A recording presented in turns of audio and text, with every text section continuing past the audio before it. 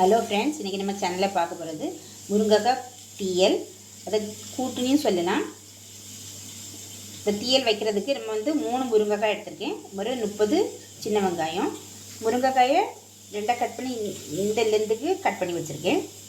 அப்புறம் அதே மாதிரி சின்ன வெங்காயமும் இதே மாதிரி நீள வாக்கில் கட் பண்ணி வச்சுருக்கேன். முருங்கைக்காய் தீயலுக்கு தேவையான பொருட்களில் ஃபஸ்ட்டு வறுத்து அரைக்கிறதுக்கு ஒரு 4 ஸ்பூன் தேங்காய், 1/4 டீஸ்பூன் ஜீரகம், 2 சின்ன வெங்காயம், அப்புறம் 1 ஸ்பூன் மிளகாய் வத்தல் பொடி அண்டு மல்லிப்பொடி. இதெல்லாம் வறுத்து அரைக்கணும். புளிப்புக்கு ஒரு சின்ன நெல்லிக்காய் அளவு புளி எடுத்து ஊற வச்சுருக்கேன். முருங்கைக்காய் தீயல் வைக்க ரெடி ஆகிடலாம். அதுக்கு அடுப்பில் ஒரு கடாய் வச்சு கடாய் சூடணுன்னு எண்ணெய் ஆட் பண்ணிக்கணும். இப்போ எண்ணெயும் சூடாயிடுச்சு. அதில் கடுகு ஆட் பண்ணிக்கலாம். கடுகு பொரிஞ்சிருச்சு. இப்போ நம்ம கருவேப்பிலை ஆட் பண்ணிக்குவோம்.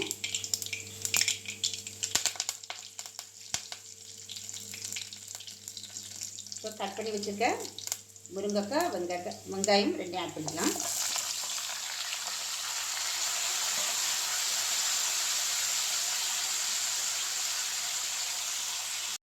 முருங்கைக்காயும் வெங்காயமும் எண்ணெயில் கொஞ்சம் இப்படி வதக்கி விடணும். கொஞ்சம் நேரம் ஒரு 2 மினிட்ஸ் வதக்கணும்.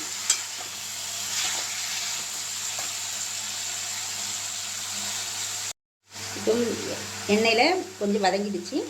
நம்ம இப்போ முருங்கைக்காய் வேகிறதுக்கு கொஞ்சம் தண்ணி ஆட் பண்ணிக்கணும். முருங்கைக்காய் இது பாதி அளவு இருக்க மாதிரி தண்ணி ஆட் பண்ணால் போதும். இன்னும் தட்டு போட்டு மூடி வச்சிடலாம். வேகிறது வரைக்கும் வெயிட் பண்ணுவோம்.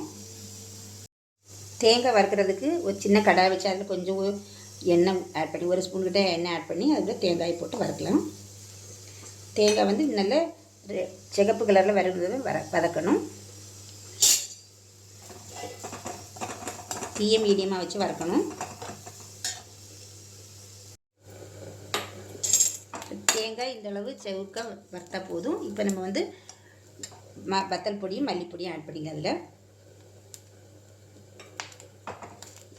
இது ஒரு 2 மினிட்ஸ் வறுக்கணும். தீயை ரொம்ப குறைச்சி வச்சுருக்கணும். கலர் மாறிடக்கூடாது, கஞ்சிடக்கூடாது.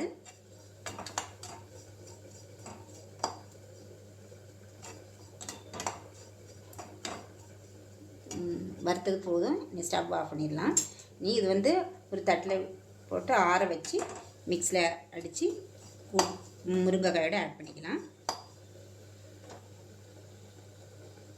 இப்போ முருங்கைக்காய் வெந்துட்டுதுன்னா கலர் சேஞ்ச் ஆகுது பார்த்தாலே தெரியும் முருங்கைக்காய் வெந்திருக்குது. இப்போ நம்ம கொஞ்சம் மஞ்சள் பொடி ஆட் பண்ணிக்குவோம். 1/4 டீஸ்பூன் மஞ்சள் பொடி. அப்புறம் கரைச்சி வச்சுருக்க புளியும் ஆட் பண்ணிக்குவோம்.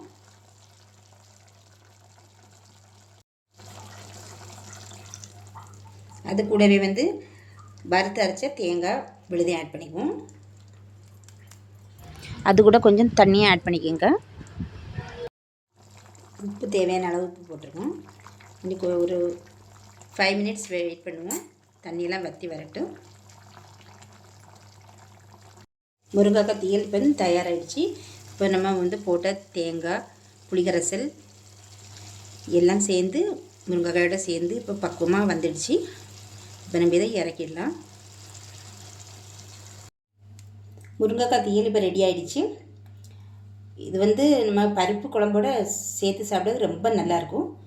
நீங்களும் இதே மாதிரி செய்து பாருங்கள். செய்து பார்த்துட்டு எப்படி இருக்குன்னு கமெண்ட்ஸ் சொல்லுங்கள். சப்ஸ்கிரைப் பண்ணுங்கள். நன்றி.